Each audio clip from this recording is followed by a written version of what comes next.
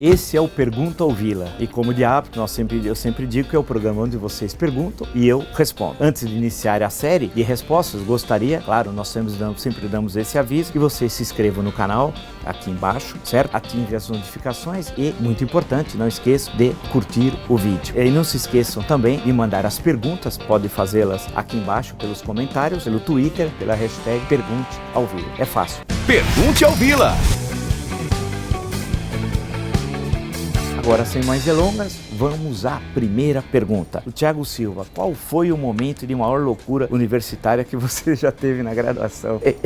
Eu fiz 2 graduações, uma não concluí, a outra sim. Eu primeiro fiz economia, depois eu fiz história. Economia resolvi desistir, achei que seria um mal para o país, mais um economista fazendo mal ao Brasil. Então optei por abandonar o curso, já estava quase acabando, caminhando para o final e fui fazer história. Eu acho que foi a questão da participação política, né? Eu participei bastante da questão do movimento estudantil universitário, com muito prazer na segunda metade dos anos 70. Aprendi muito, tive grandes colegas, aprendi a falar, debater, a responder rápido. Então, acho que se vamos chamar de loucuras, entre aspas, foi a participação que me ajudou muito no movimento estudantil. Natália Silva Couto pergunta: professor, qual o seu prato de comida preferido? Não vale responder, que é o mais fundo. Pô, boa piada. Aí eu gosto de um monte de coisa, de comida, de tudo. Eu não discrimino nenhum tipo de comida. Eu gosto de um monte de coisa. Pode comer comida japonesa, comida italiana, comida portuguesa, as comidas tradicionais brasileiras. Nós temos uma culinária fartíssima. Eu gosto de tudo. Já que nós estamos falando de comida, leia da Câmara Cascudo, Luiz da Câmara Cascudo, leiam História da Alimentação no Brasil.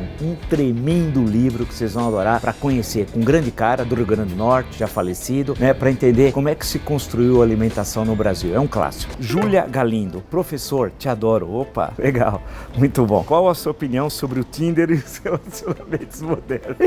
Olha, eu sei que existe o Tinder, mas eu desconheço, eu sei mais ou menos do que é, pelo que as pessoas falam, contam. Eu acho que cada um tem o relacionamento que acha melhor ter. Eu acho um pouco estranho, fica uma espécie de oferecimento de carne. Eu acho um pouco grotesco, mas cada um faça o que bem desejar. Cauã Biscaia Cordeiro pergunta: e aí, professor, qual foi o lugar mais lindo que você já viajou? Preciso de ajuda para minha lua de mel. Pô, isso é legal, né? Eu acho Roma a cidade mais bonita do mundo, tal. Eu acho fantástico. Isso tem a ver também com a história, que eu gosto das questões históricas, tal. Tem lugares muito bonitos em Roma. A Piazza de Espanha provavelmente seja um dos locais mais bonitos de lá. Mas claro, se fosse ampliar um pouquinho, fosse falar da Itália, Positano é um lugar muito bonito também. Isso em direção ao sul, passando na Marcelo Pardim pergunta: professor Vila, que tipo de música o senhor aprecia? Eu ouço um monte de coisa, eu só não gosto de algumas. É funk, acho isso pavoroso, isso é uma coisa, nem dá pra considerar isso aí música e tal, mas eu ouço tudo, música popular brasileira, jazz. Sander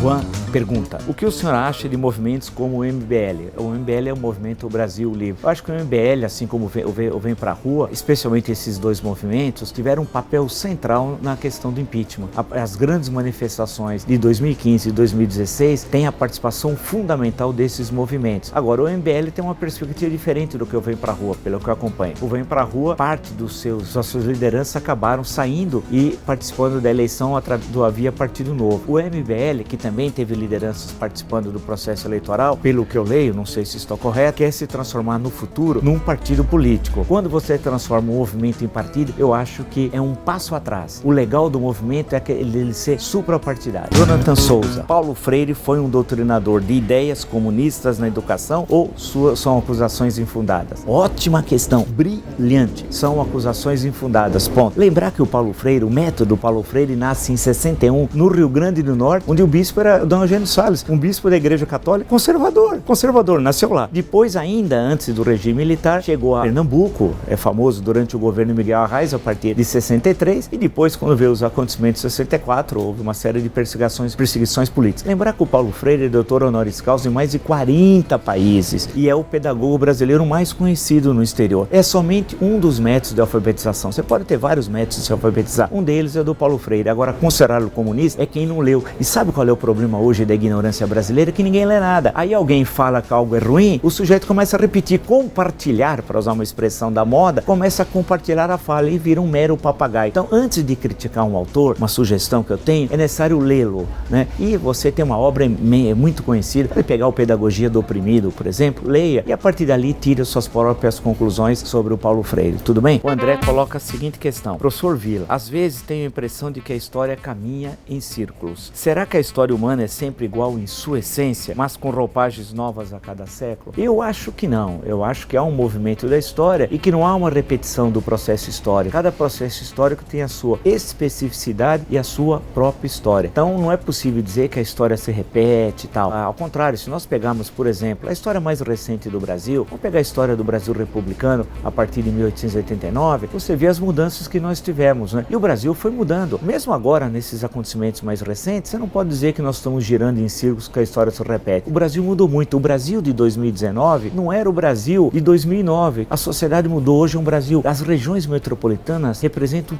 um incrível fenômeno no Brasil. Veja quantas pessoas moram na região metropolitana de São Paulo. 20 milhões, aproximadamente, em torno disso, né? É a maior região metropolitana da América do Sul. Muda tudo, laços de sociabilidade, a cultura, a política. Nós vivemos num outro mundo. Portanto, eu acho que a história, ela sempre se transforma e não que nós repetimos a história a cada momento. Ao menos é a minha leitura. José Opinião pergunta: professor, namoro uma bela moça há 2 anos e ela nem imagina que o meu nome está muito negativado no SPC, que é o Serviço de Proteção ao Crédito. Como proceder caso seja descoberto? Essa é boa.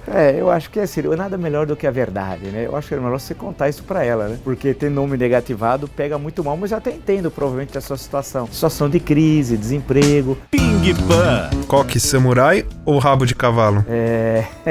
Nenhum dos dois.